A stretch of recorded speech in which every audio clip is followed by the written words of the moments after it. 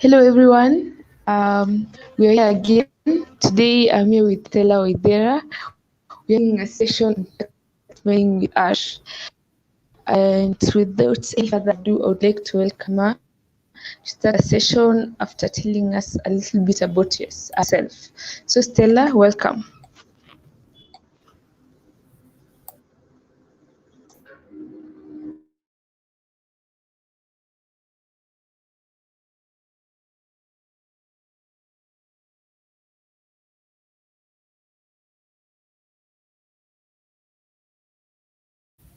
Okay, I'm sorry. So to just a technical glitch. So my name is Stella Wedera. I am a software developer as well as a data scientist. Um, I am the founder of African Tech Girl. So the main goal of African Tech Girl is to educate the youth with the digital skills. That is to empower the youth with digital skills and technical skills, especially programming and just online security, safety, and all that. So that is our goal. Um, Other than that, I'm glad to be here to share with you um, text mining with R. So we shall start with text mining and then we shall touch on sentiment analysis. So text mining is basically um, text mining data or analyzing data and then using it to make conclusions. So, and sentiment analysis is just basically um, analyzing the mood of the data. Is the data joyful? Is the data or is the text joyful in this case? Is the data sad? Is it happy? So you can see these are tools that can be used to analyze. They can be used in social media in terms of analyzing how people are using social media. Do we have threats? Do we have bullying? And right now, something that we can mostly see is that whenever you mention anything with relation to the COVID-19 virus, immediately something is attached to your video or to your image whenever you post it online.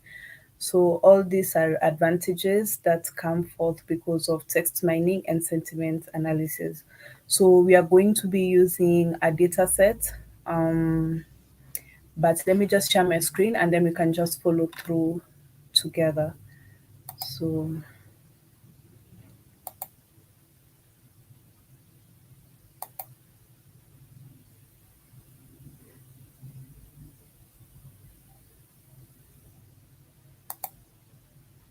okay. So basically I have opened my R Studio. So I have written some text and also some code just basically to ease us through the process of learning. And also the good thing with the text is maybe whenever you're not understanding what we are doing, you can easily, or maybe if you have like an internet issue, you can easily use that to follow through with what you have done. So let me just zoom in a little bit. I feel like it's um,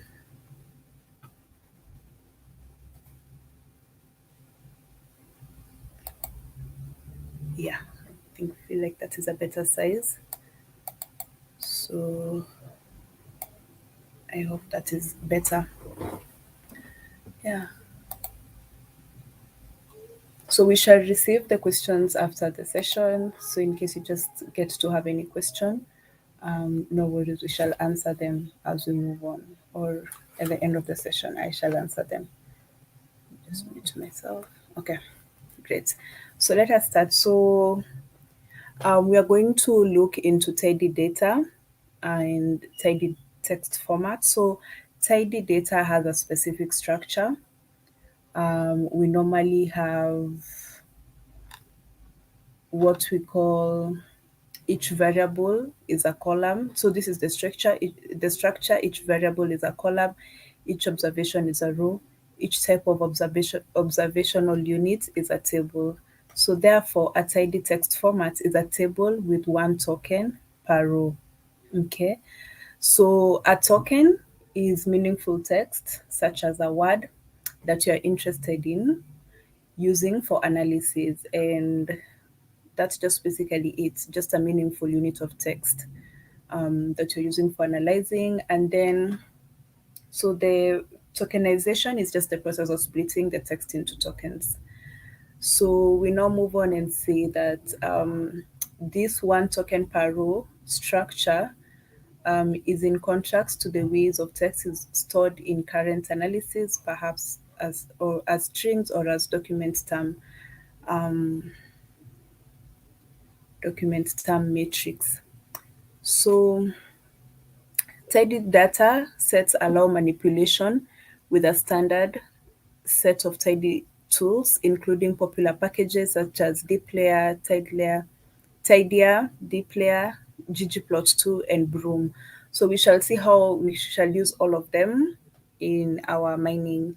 So there are various ways text is stored in text mining approaches. The first one is string, which we shall mostly focus on in this session. So a text can be stored as a string. I know that is normal for us to see. That is character vectors within R, and often text data is first read into memory in this form. And then we have the corpus, um, these are objects. These objects typically contain raw strings annotated with additional metadata and details. And then we have the document term matrix. So this is a sparse matrix describing a collection that is a corpus. So we have said a corpus is contained row strings, and then of documents with one row for each document and one column for each term. So the value in the matrix is typically word count or TF, that is dash IDF. So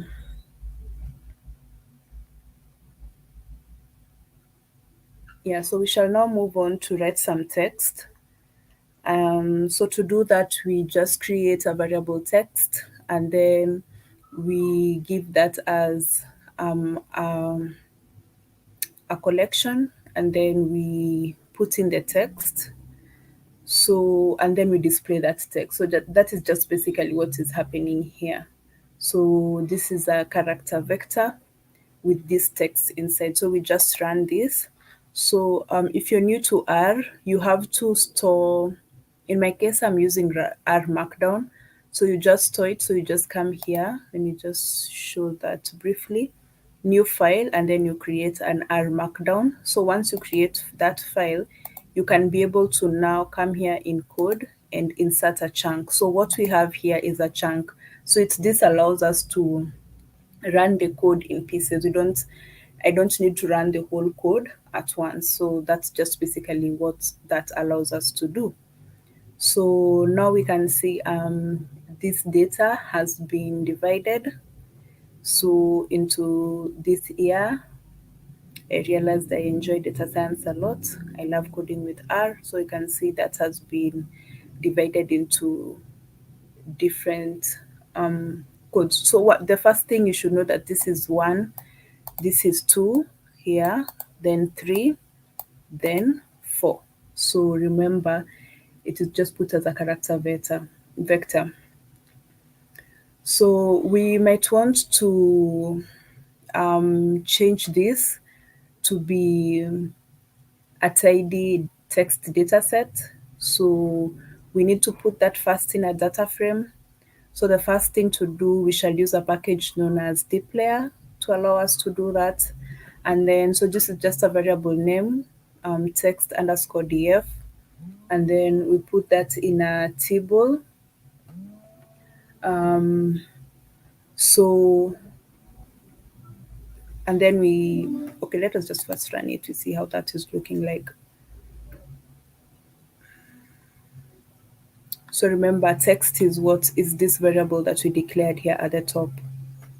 So it's just basically installing the packages and loading up that library. So the first line install is just to install, and then the library, and then we have the text data set. So you can see it starts from line 1 to 4, and then it uses the text.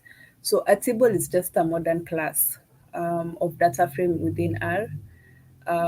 It is available in the dplyr and the table package. So table is just a package, and yeah, it's just a data frame that has a convenient print method, will not convert string to factors, and does not use row names. So that is just basically what you can see. It has converted our string into factors. We have line 1, 2, 3, 4. This year, and I push myself to run R. So I hope you're fine. Okay, great. So let us move on. So, and also you can see that it gives us the type of data that we are having. So you can see we have the integer and we have the chart, that is characters. So yeah, so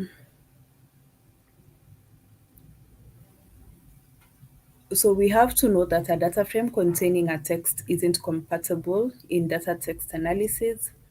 We can't filter out words or count, which occur most frequently since each row is made up of multiple combined words. So we need to convert this so that it has one token per document per row. So to do this, we need to break the text into individual tokens, a process known as tokenization, and transform it into tidy data structure. To do this, we use tidy text and set tokens function. So we first load up that package, the tidy text package, and we install it and then load it up. So this is just a pipe function. So you can say tidy text df. So this is just a variable name as unset tokens, word, and text. So yeah, you can see that it now breaks that down. So whatever we had as a whole sentence is now broken down to this year. I have realized I enjoy, and you can see it goes ahead to show that. So these are the words in the fourth sentence, the third sentence, the first sentence. So this, of course, will be really easy for us to be able not to analyze this data, especially from the computer when the data is like this. So that is just what we have done. So the arguments, the two basic arguments to unset tokens used here are column names, and then just the line and the word, okay?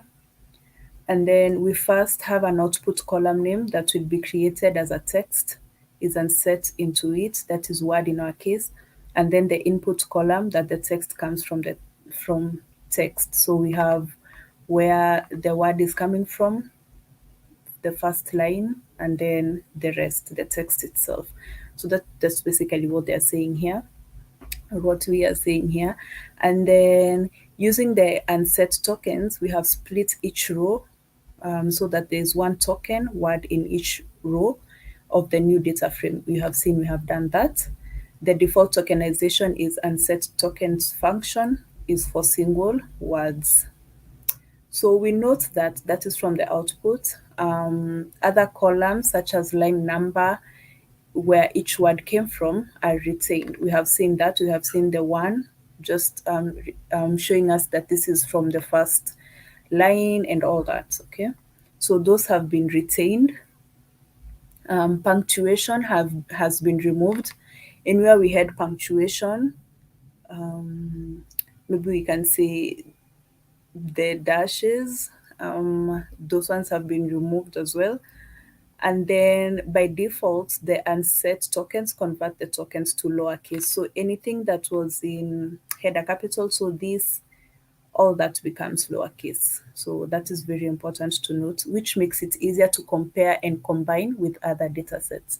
So remember, at the end of the day, when you get data, you have to clean data. So, and to clean data is just to make the data to become uniform all through. So in case even anywhere there is like a null value, you need to make sure that you add something to that value. If it is a string, maybe you can add a string that you can be using for all null values, be it null or none. If it is a number, you can add also a null value, just to, as a way of cleaning data. You just can't leave that row as empty or as blank as it was. Okay, so that's just what you have done. We're just trying to clean that small sentence that we had. So if maybe you don't want the lowercase, the tokens to become lowercase, you can just do that by using to lower is equals to false to turn off this behavior. Okay, so having a text data in this format lets us manipulate, process, and visualize the text using a standard set of tidy tools named dplayer, tidier, and ggplot2. So I am going to open up an image. So let me just see how I'm going to do that, and then so that you can just see the process of how text analysis happens in our programming. It's just a small summary.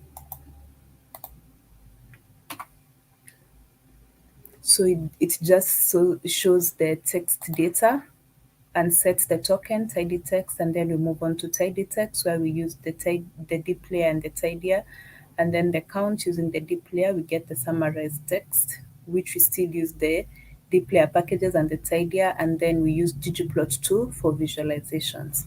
So that is basically the process that is used in text mining. Okay. So we are going to use data from an author known as Jane Austen. So she has written some books. One of the books that stands out for me is The Invisible Man, mainly because of Everybody Hates Chris. There was a time that he was given an assignment to do on The Invisible Man, and he went ahead and watched a movie called Invisible Man and wrote a report about that. So The Invisible Man stands out to me as one of the books that he has written. She has written. So we are going to use those books. In this data set, she has 6 books and 6 novels. So we are going to use a library called, in R, there's a library called Jane Austen. So that provides this text in a 1 row per line format. So we're just going to run that. So we are going to use, of course, the dplayer and the stringer. So I will explain what is happening here. So in the meantime, let me just run that.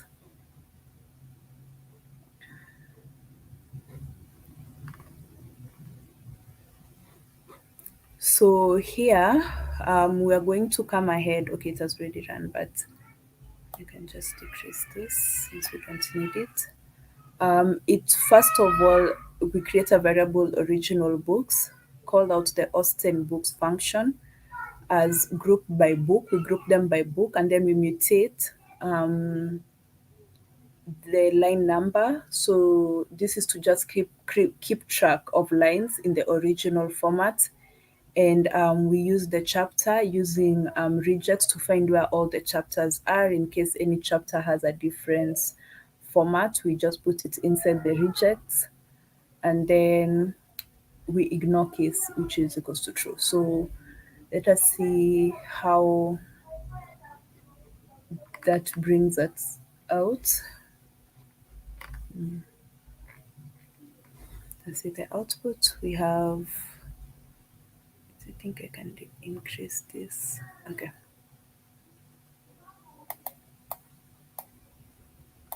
Okay, so we have Sense and Sensibility by Jane Austen, chapter 1.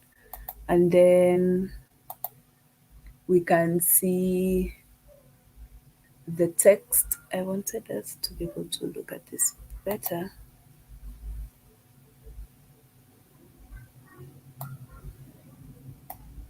Okay. So you can see the book, Sense and Sensibility. There should be more information here. yeah, we can see the line number, the chapter. So that is all with regards to chapter one. Yeah, chapter one. And then we can move on to chapter two. So you can see it's just there are many. So basically, that's just what you have been able to gather from that, from these actions. So you can see we have the roll number, we had the line number and the chapter and the book as well. So we need to work with this tidy data set, and we need to restructure it in the one token per row format. So of course, to do that, we have to use the unset function and nest underscore tokens function. So that is just what you're going to use. So I just call out the variable original books, which is what we had given it here. And then I come ahead and say tidy books is equal to original books such as and set token and nest underscore tokens word text, and then we call out that variable tidy books. So what happens, we have the book sense and sensibility, line number, chapter, the word sense and sensibility, and then it just moves on to all the other chapters and the words. So you can see now we have broken them into different words, which will make it easier for us to analyze. So this function uses the tokenizers page to separate each line of text in the original data frame into tokens. We have seen that is what has happened. And then the default tokenizing is for words, but other options include character, n-gram, sentences, lines, paragraphs, or separation around the regex pattern. So we have removed any regex function character that has been used, maybe a dash, maybe a full stop, a comma. They have all been removed using the unset function because obviously they were there. If we look into this, you can see there are commas here, there are full stops, so all that has been ignored using the unnest underscore tokens function. I don't know why I keep saying what I want to say when I use that word, but yeah, it is unnest underscore tokens function. So this function uses tokenizers package to separate. Okay, we have already said that. So we can now manipulate that using the tidy tools such as deep layer. So we would also want to remove stop words since they are not useful for analysis. So stop words are words such as the, of, to, and, or. So those are not words which are important when you're analyzing the data, especially text data. So to do that, we say data, stop words, and then tidy books. So remember here we named our variable tidy books, the variable that has a nest underscore tokens that we performed that function. So tidy books is equals to tidy books such that anti-join stop word. So of course the anti-join, I'm so sure you all know this, or you might not. This is just an SQL operation where we ignore those words. So we have inner join where we include those words or we consider words in that format, but this basically ignores those words. So and then we have the tidy books. So let us run this. So the data, let me just show you something. If you notice here, we had 725 and 055 rows. So you can see that data has now decreased to 217 and 609 rows because you have removed those stop words which are not helpful to us at this point. So stopwords dataset in a tidy text package contains stopwords from 3 lections.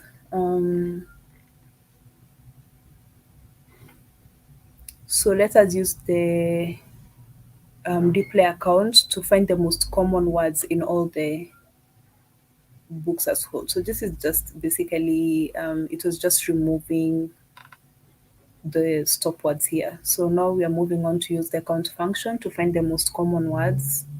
So I just use the tidy books. This is what we have used to remove first the stop words and then count words, and we sort it out. So we sort it out so that we can have the it can go in ascending order or in descending order with the no ascending, no descending, so that you can have the large value at the top and then the words at the bottom. So we can see we have miss as the most used word in this data, and then the last is report and others, the others which share the same number. So all that we get from using that count. So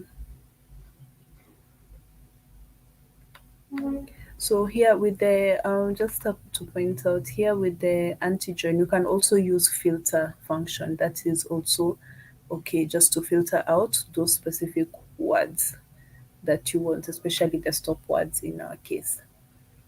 Okay, so let us now move on. So the moment you just type it as stop words, R is able to know that you mean those common words.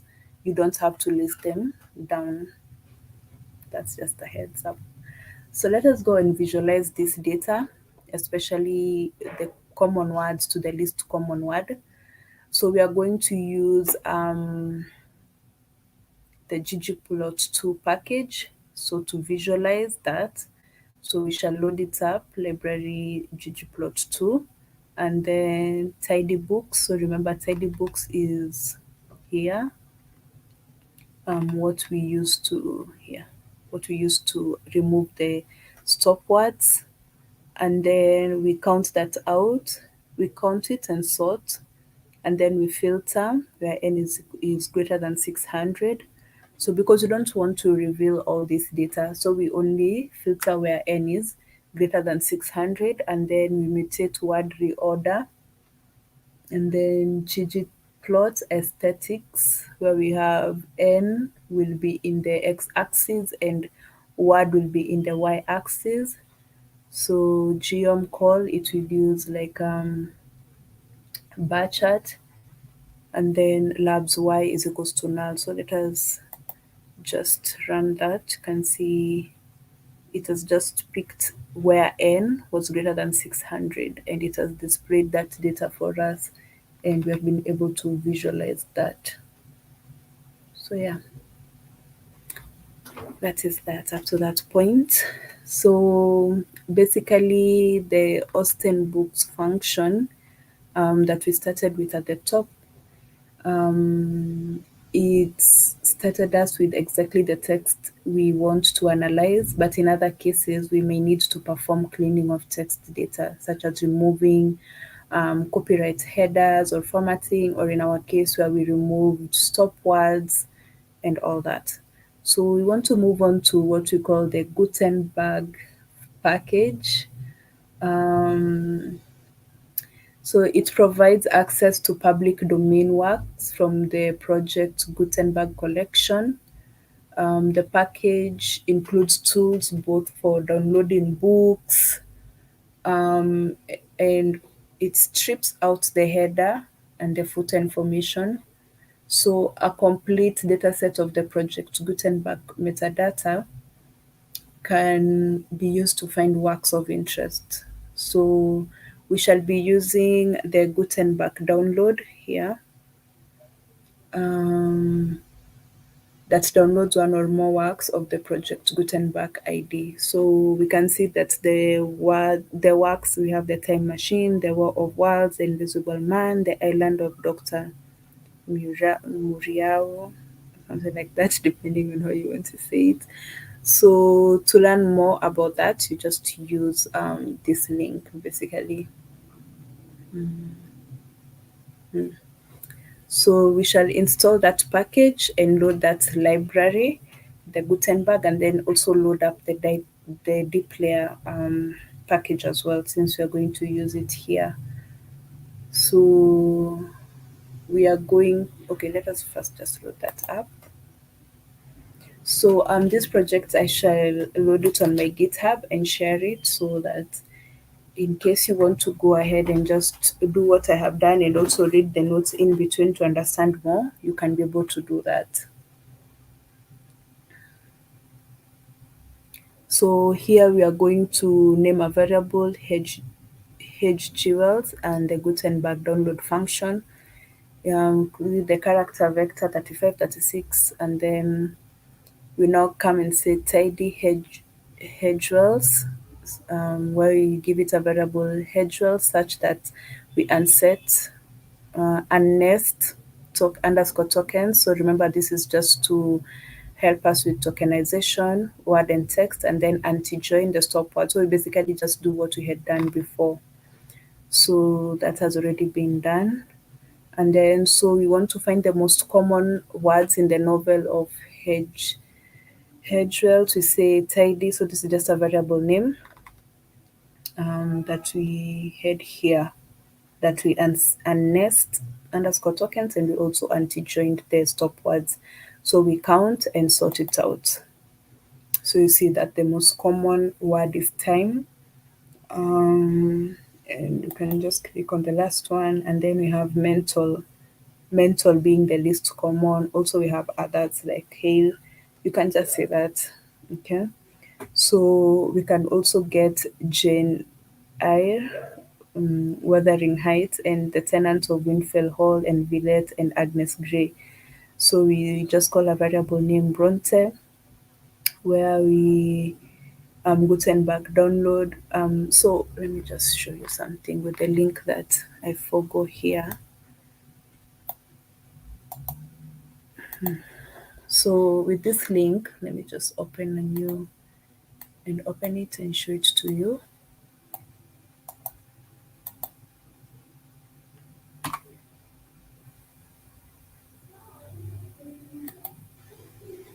So this is just the Gutenberg package, more of it, how to install it and all that.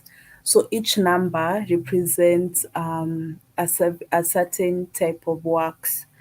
So I wanted to show you that.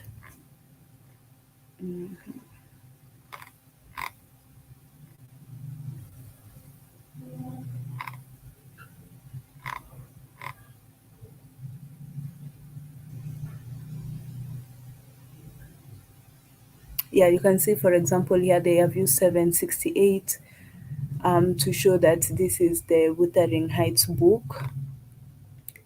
There's a way I was able to figure.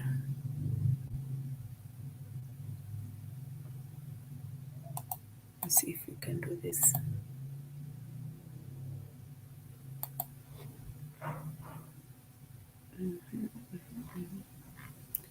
But every number, so where you are seeing us list like a collection of, so here are the books.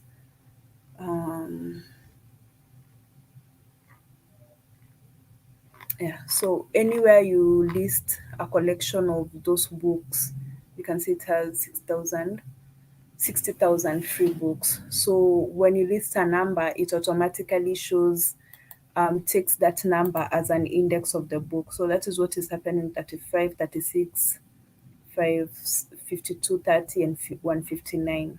And also the same for here when we come ahead and say 1260, 768. So those are not just random numbers, they're indices of the books specifically.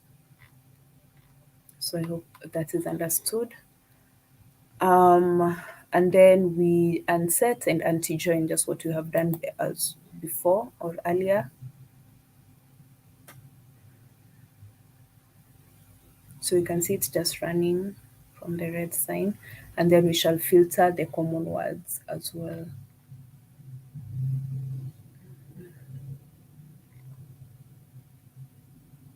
So then it's taking a minute.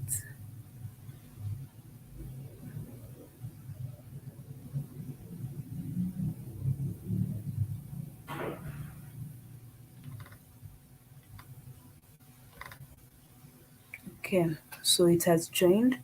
Let us now get the most common words. So we can see for this is time, almost the same as the first one, only that this the last one of the least common words is hastened. So yeah, so let us calculate the frequency for each word in the works of Jane Austen, the Bronte sisters, and the Hedgewells. So we do that by binding the data frames together. So we have to bind those different works, and then we use the pivot. You can see here there's the pivot wider. Is that after? It's supposed to be somewhere here. Okay, we have mute. Okay, we bind, and then we mutate um, by extracting the words, and then we count, and then we group by author, then we mutate again the proportion where n is divided by the sum of n, and then we select the negative n, and then we spread and we gather, and then we list out the frequency.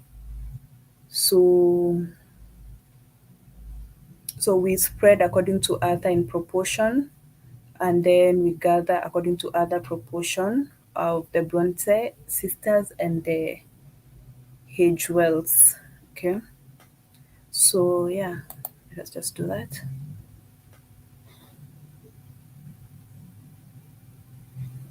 So you can see what has happened. We see the frequency of the word in the Bronte sisters, the proportion, and then the word this, it's Jane Austen, the Bronte sisters, in its proportion. So yeah, this just basically helps us to see the frequency in each of the word in each of the author's book. So that's just it.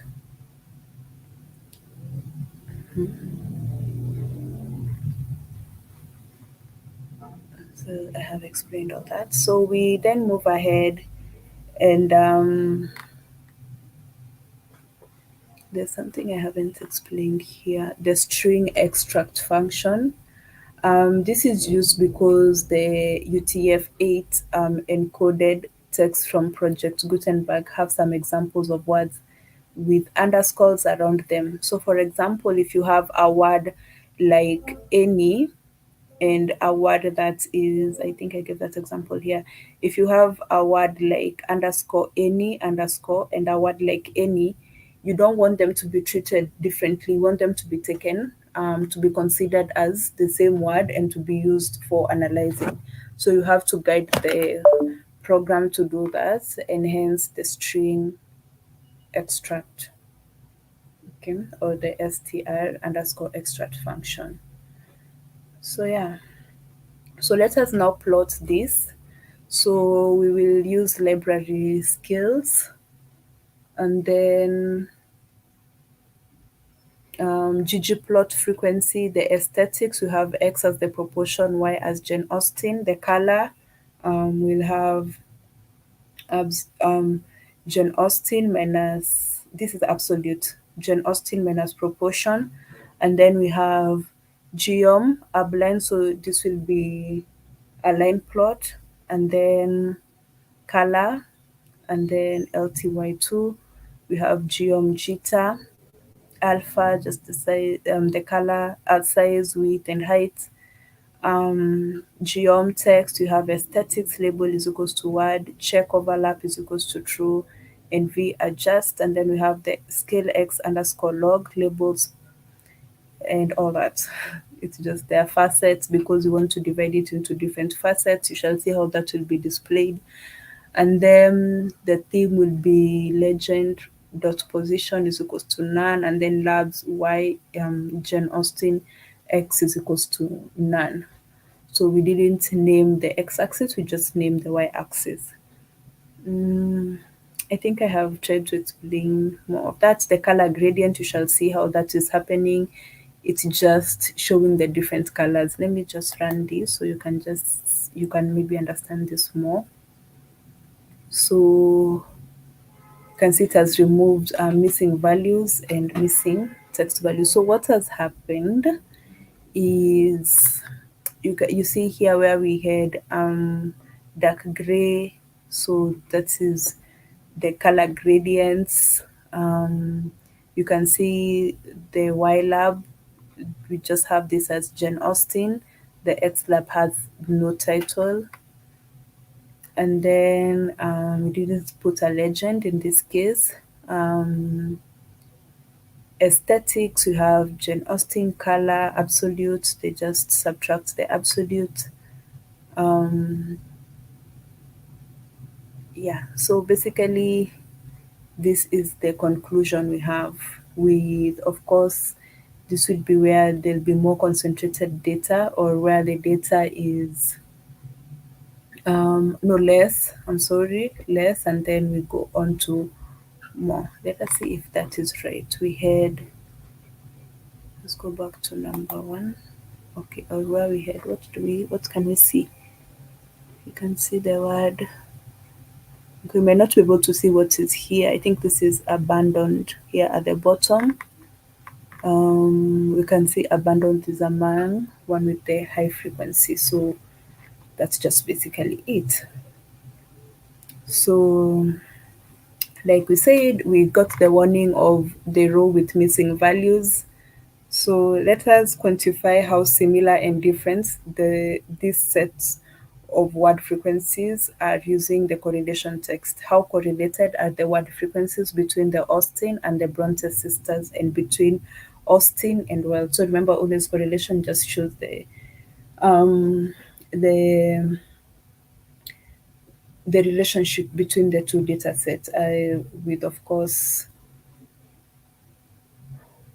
one maybe being like a little bit higher and all that. So here we have it. So we can see this is between Jane Austen and Bronte. I think this is between Bronte and Austen and Wells as the second. You can see H. Wells and Austen, and Bronte and Jane Austen. So we can see this being 0.7 and this being 0.4. So there is more correlation in the Bronte and Jane the Jane Austen. So yeah, we are done with that. Is basically text mining. So I will, with that data, we can now analyze sentiment. We have a few minutes left, so I believe we shall be able to handle that. This will have less compilation than the other one. So remember, sentiment is just basically understanding the mood of our data. Is our data joy? Is our data sad? Is our data happy? Something like that. So we shall use the get sentiments function, which allows us to get specific sentiment lexions with appropriate measures for each one.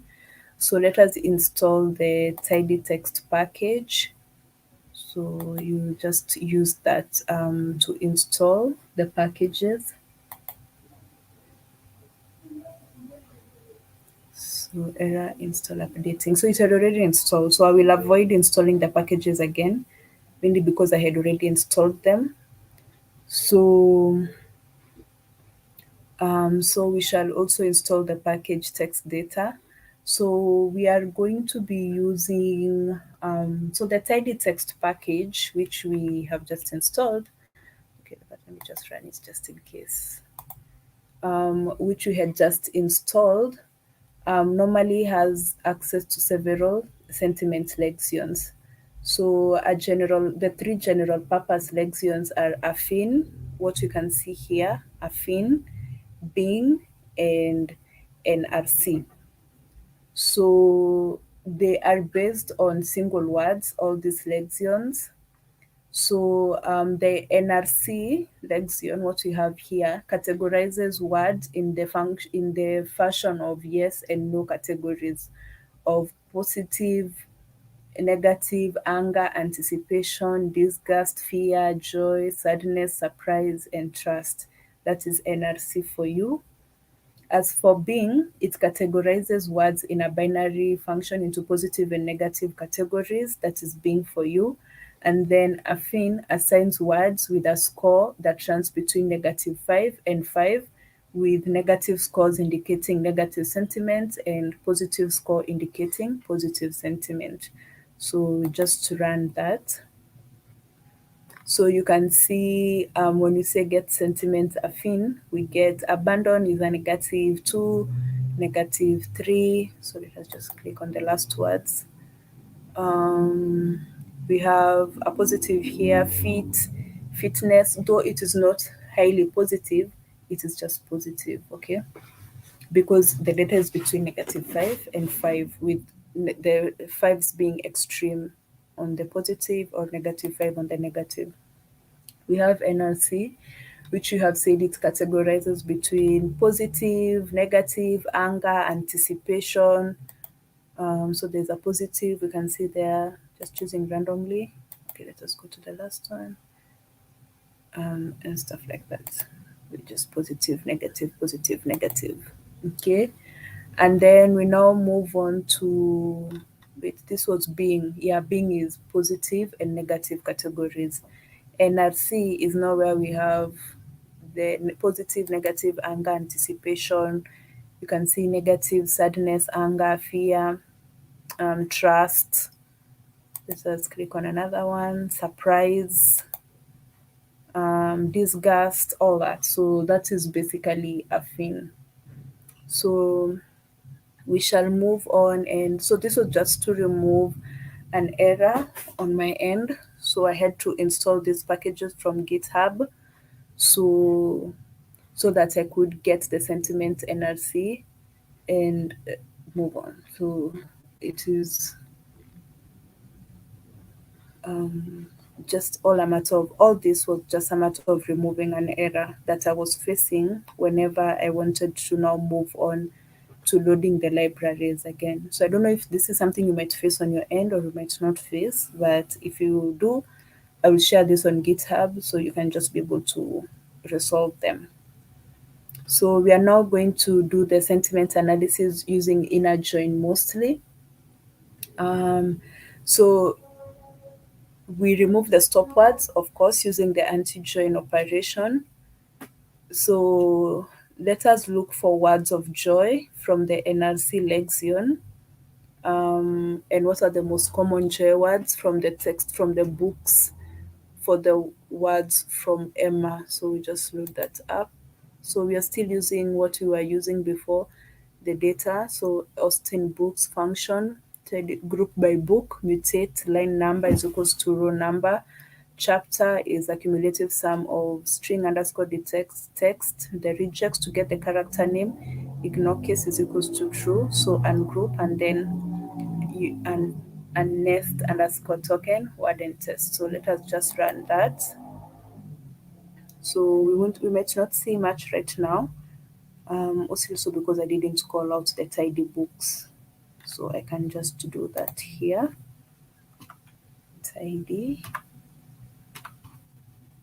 underscore books. Yes. So I can just click, oh, here, run selected line. So here is now our book, Sense and Sensibility, line number, chapter, and the word. So that is what has happened. It has just been able to use that book. Okay. So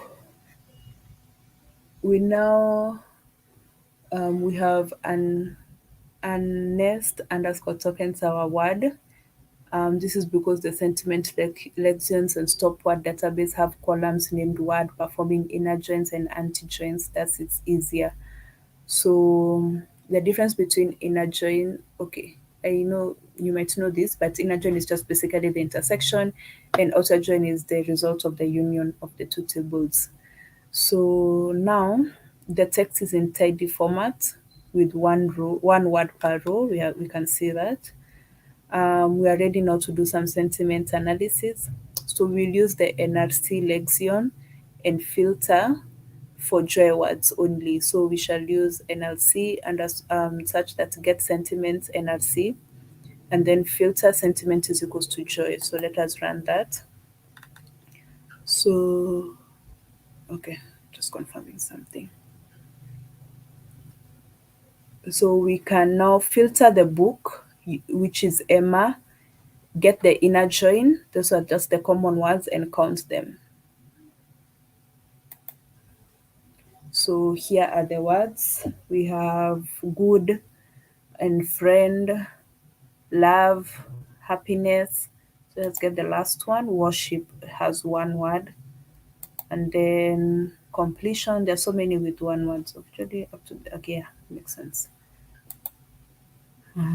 Yeah, so the most common joyful words used here are good, friend, hope, happy, love, deal, and all that. So we can now examine how sentiment changes throughout each novel. Um, First, we find the sentiment score for each word using the being lexion and inner join. Next, we count how many positive and negative words are defined in the section of each book.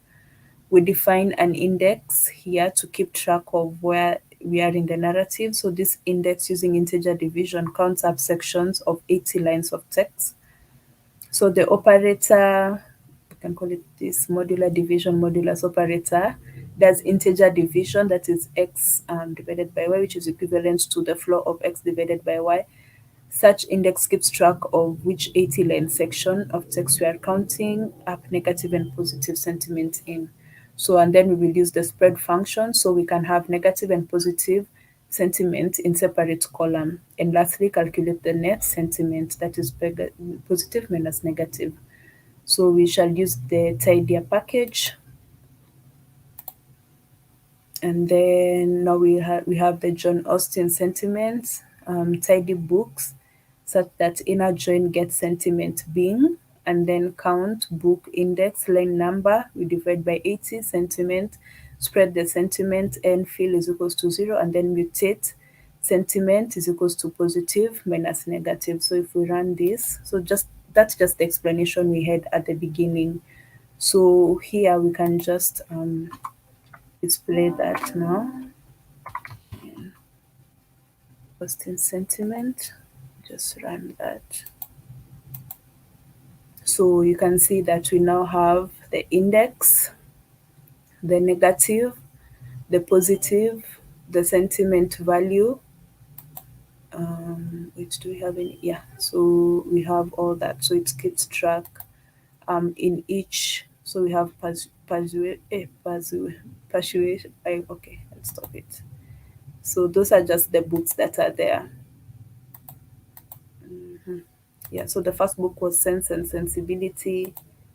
Sense and Sensibility. So they've just divided the books and then persuasion, or however you see it.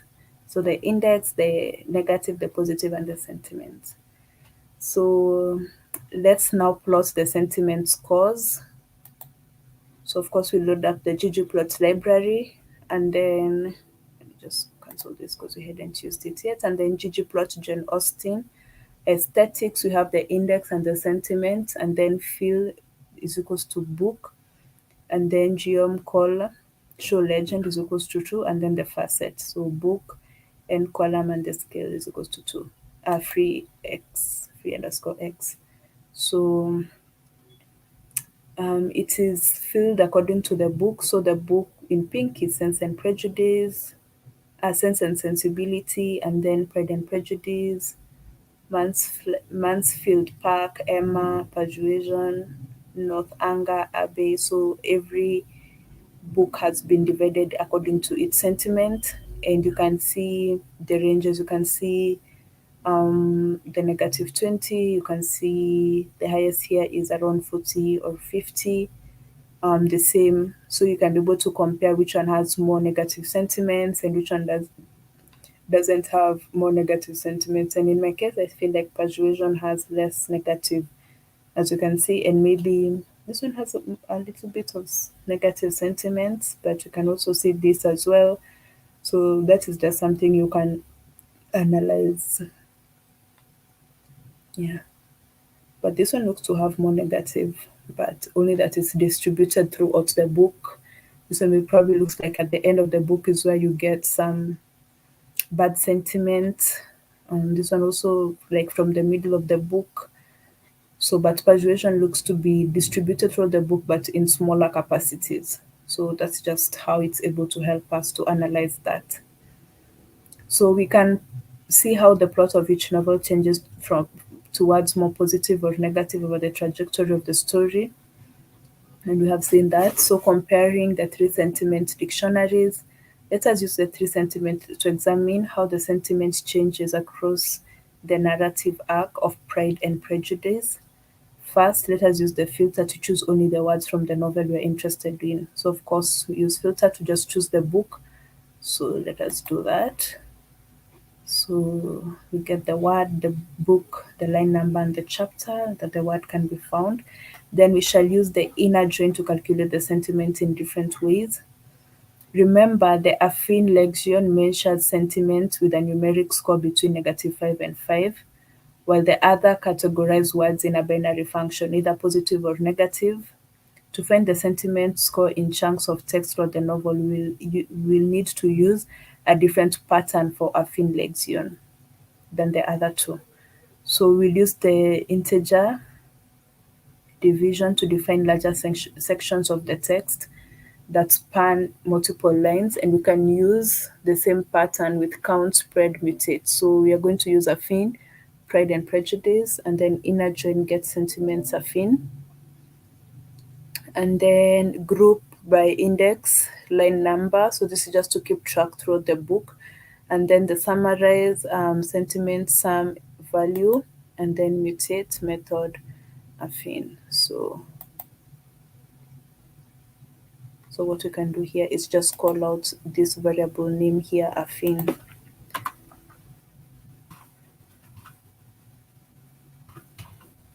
So if I run this, you can see the index, the sentiment, and the method that has been used being displayed.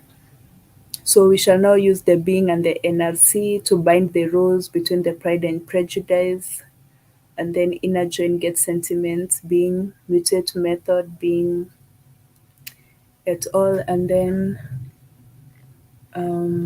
we have Pride and Prejudice, inner join get sentiment, NRC. So here we are using both NRC and the being. So where was I? Sorry. And then sentiment, positive, negative, mutate method, NRC. So count just to track where we are in the book, and then spread sentiment, and then mutate. So if we run this, you can now just display that.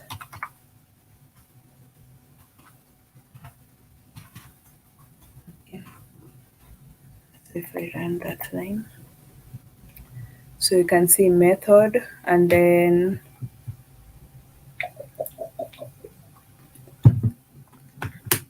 the index, the negative, the positive, and the sentiment.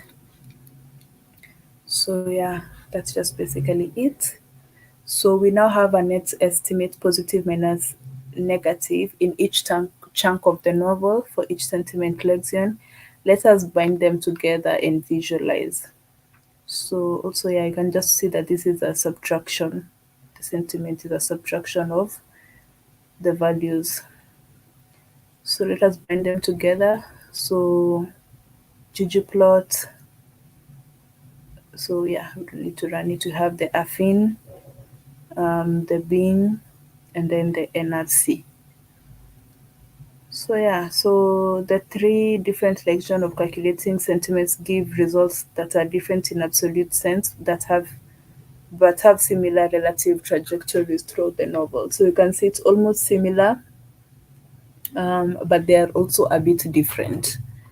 So that's just basically what they mean. So conclusion, we see similar dips and peaks in sentiments in about the same places in the novel, but the absolute values are significantly different. So the affine lexion gives the largest absolute values. So you can see here, you can even see with with the negation part. So okay, okay. Um, with highest positive values. It has highest, yeah, it has more. The positive values are higher. You can even see this is from 50, this is roughly under 40, and this is also just under 40. I mean, just over 40. The lexion from Bing et al. Has lower absolute values and same larger blocks of contiguous positive and negative text, and the NLC results are shifted higher relative to the other two, labeling the text more positive. Yeah.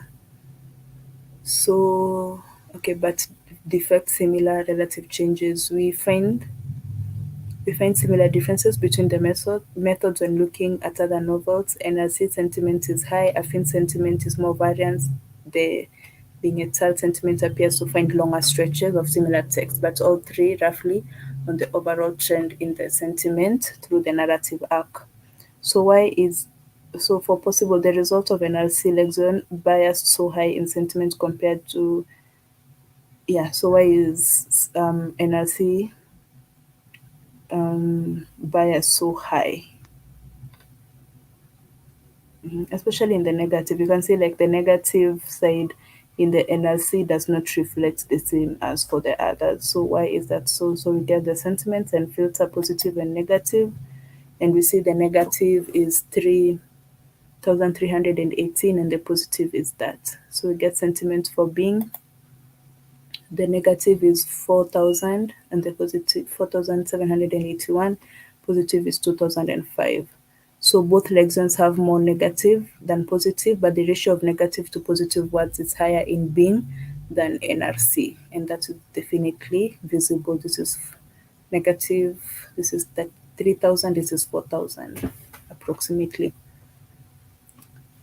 So one advantage of having a data frame in both sentiment word is that we can analyze word data that contributes to each sentiment. So we can now in a join and just see this is tidy books being. So we just see the positive, the negative, and we sort it out. So the highest is miss, which is negative in this case. I think here they don't take miss as an emotion of you're missing somebody. It's like an emotion of you have missed something, like you missed it in a negative way. So that's why it's negative. It's highlighted as negative here. So we can show this in a ggplot, and then we can now you can even see an anomaly in the sentiment analysis. The word miss is coded as negative, but it is used as a title for young and married women in Jane Austen. So we could easily add miss in custom stop words using bind arrows. We could implement that with the strategy. So custom stop words, bind arrow, table word, see miss, lexion custom, stop word. So just to remove the miss. Okay, so now it comes as a custom. So we are going to finalize with word clouds. So I know these are things that you have come around in different presentations. So how do we do that in R? We install a package called word cloud, and and we load a library, that library word cloud. So that is already done. So we are going to tidy books and to join stop words, of course, and then count the words. And then with word cloud, the word and the maximum words we should use is 50. So if you just look at that, you can see this is the word cloud that we have. And then we can also use a comparison.cloud where we may need to turn data frame into matrix and reshape. So we can tag a positive and negative word using inner join, then find the most positive and negative word, and then use a comparison cloud. So to do that, we use the reshape package, load it up. So now you come ahead and say inner join get sentiment being. Remember, being has those positive, negative distinction, and then count them, and then differentiate the comparison cloud with a grade 20 and a grade 80, and then the maximum word is 100. So you can see now the miss, so the negative words, miss, poor, doubt, pain, and then the positive words are have a different color. So you can change the color. It doesn't have to be as distinctive as this. So yeah. So I think we can stop there. So the only thing that is just here is just looking at units beyond words. Some sentiment analysis algorithm look beyond single words and try to understand the sentiment of a sentence as a whole. So, for example, I am not having a good day is a sad sentence, not a happy one because of negation. So, our packages included Core NLP, Clean NLP, Sentiment R are example of such sentiment analysis algorithms. We may turn to tokenize text into sentences, and it makes sense to use a new name to output column in each case. So for example, P and P sentences, table, text, pride and prejudice, okay, pride, prejudice, and nest underscore tokens, sentence, text, token sentences, and then P and P sentences, sentence. So if you run that, you just get by Jane Austen. So this, yeah. So the sentence tokenizing doesn't seem to have a bit of trouble with UTF-8 encoded text, especially with sections of dialogue. It does much better with punctuation in AXI. So it's trying using icon with similar like icon text to Latin one in a mutate statement before unnesting. So use a nest is to split tokens. We learned that. So we use this to split the text in Austen novels into data frame by chapter. So an Austen chapters, Austen books, group by book, and nest tokens, chapter, text, and token, rejects, pattern, chapter. So or chapter depending on how the chapter is written, and then ungroup, and then Austen chapters group by book, and then summarized chapters end. So we have Sense and Sensibilities, it has 51 chapters, Pride and Prejudice has 62, Persuasion has 25 chapters.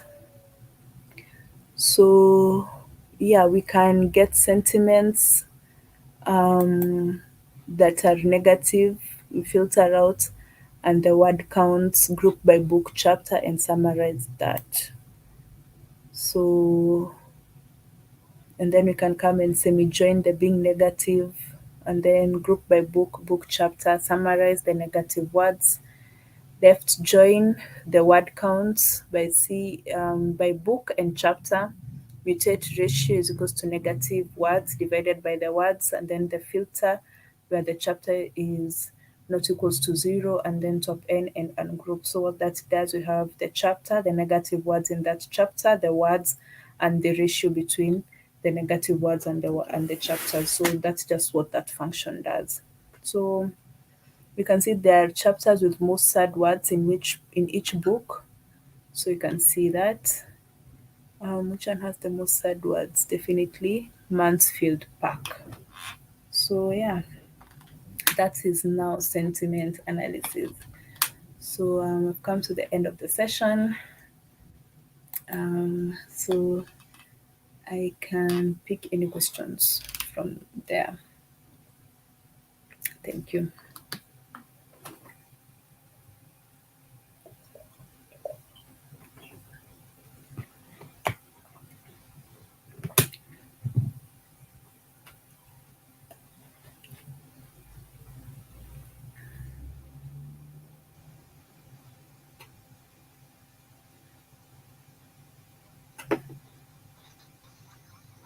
Anyone?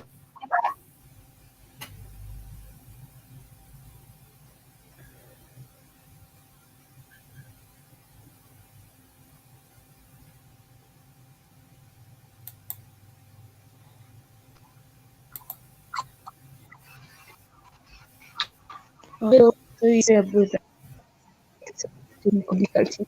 At the moment, we have no questions from the audience. So okay, stop this and then and if you're something to add and anyone with a question can just reach out to Stella directly or through the YouTube comment section, and Stella will send you and she'll answer it so much care. So Stella, do you have anything to add?